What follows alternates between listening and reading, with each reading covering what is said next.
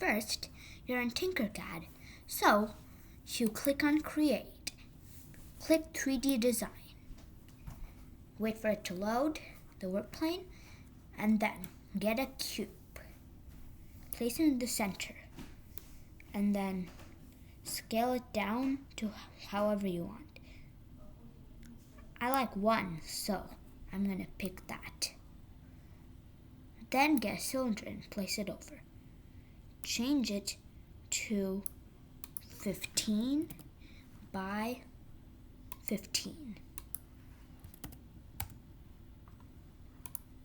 So place it in the middle as you think. And then scroll down to get a half circle, which you place on top of the cylinder. And then get a sphere and place it on top of the half circle. And then move it down with the arrow to about right here.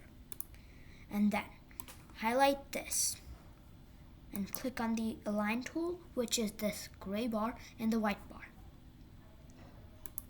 And then click on the middle of these 3 and middle of these 3. Do not click on the top. So you highlight them again and then press the union group. And then go to the color. Press mixed and then click on this light yellow. And there is your Tinkercad pawn.